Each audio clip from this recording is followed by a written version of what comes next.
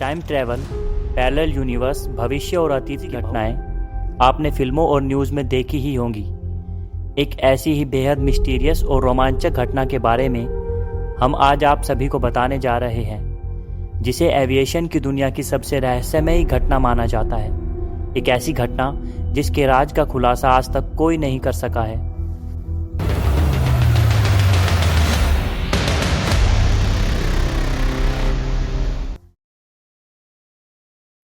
4 सितंबर सन 1954 की एक सुबह सैंटियागो एयरलाइंस की फ्लाइट EWA 513 ने वेस्ट जर्मनी के एक एयरपोर्ट से 92 लोगों को लेकर उड़ान भरी, जिसको 18 घंटों का समय तय करके ब्राज़ील के पोर्टो एलेग्रे एयरपोर्ट पे लैंड करना था।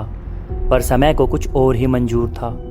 उड़ान भरने के बाद फ्लाइट में सब कुछ ठीक चल रहा था, पर उनको बिल्कुल भी पता नहीं था कि आगे उनके साथ क्या होने वाला है।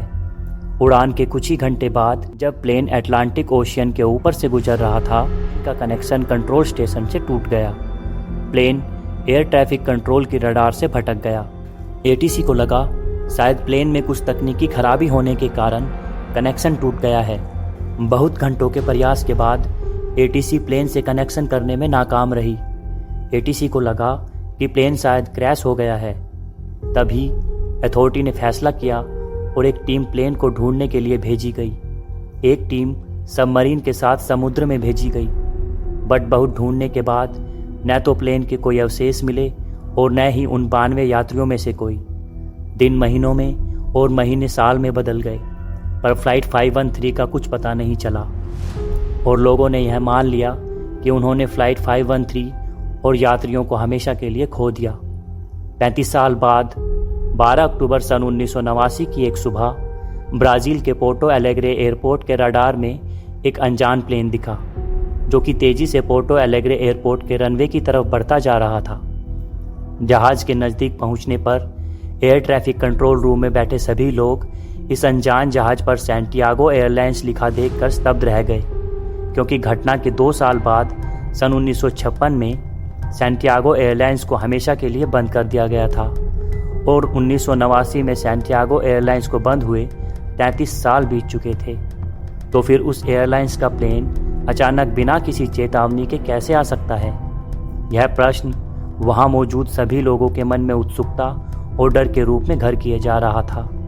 लोगों की जिज्ञासा और मन में उठ रहे अनेकों सवालों के बीच वह प्लेन एयरपोर्ट पर लैंड हुआ और ये देखकर वहां मौजूद सभी लोग हैरान रह गए कि जब सन 1956 में सैंटियागो एयरलाइंस को बंद कर दिया गया था, तो उस दिन 1989 को सैंटियागो एयरलाइंस की फ्लाइट EWA 513 वहाँ क्या कर रही थी।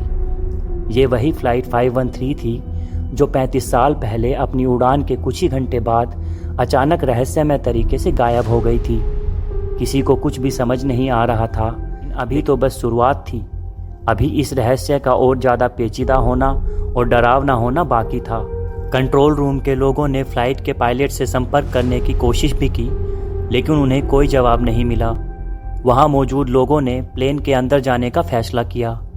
जैसे तैसे वहां के लोगों ने प्लेन का दरवाज़ा खोला, लेकिन वे अंदर जाने के नाम से डरे हुए थे। लेकिन मन में एक जिज्ञासा भी थी कि आखिर प्लेन के अंदर चल क्या रहा है। हिम्मत करके जैसे ही लोग अंदर गए, तो प्लेन का मंजर देखकर सभी हैरान हो गए। प्लेन में जितने भी यात्री थे सभी कंकाल में तब्दील हो चुके थे, लेकिन सभी कंकाल अभी भी उसी हालत में थे जिस हालत में वह फ्लाइट 35 साल पहले अपनी उड़ान के कुछ ही घंटे बाद गायब हुई थी। यहाँ तक कि सभी कंकालों की सीट बेल्ट भी बंधी हुई थी। अभी यहाँ लोगों के मन में काफ़ी सवाल भी थे, जिनका जवाब लेने के लिए एयरपोर्ट अथॉरिटी के लोग कॉकपिट की तरफ पायलट से मिलने गए। लेकिन जैसे ही उन्होंने दरवाज़ा खोला तो पायलट भी कंकाल बन चुका था। लेकिन पायलट के हाथ अभी भी प्लेन के नेविगेशन कंट्रोल पर ही थे, जो बहुत चौंकाने वाली बात थी। ब्राज़ीलियन गवर्नमेंट को जैसे ही इस घटना के बारे में सूचना मिली, तभी वे इन्वेस्टिगेशन करना शुरू कर देती है। बट इन्वेस्टिगेशन रिपोर्ट और इस अजीब घटना को कभी किसी से शेयर नहीं करती। घटना को दबाने की पूरी कोशिश की जाती है।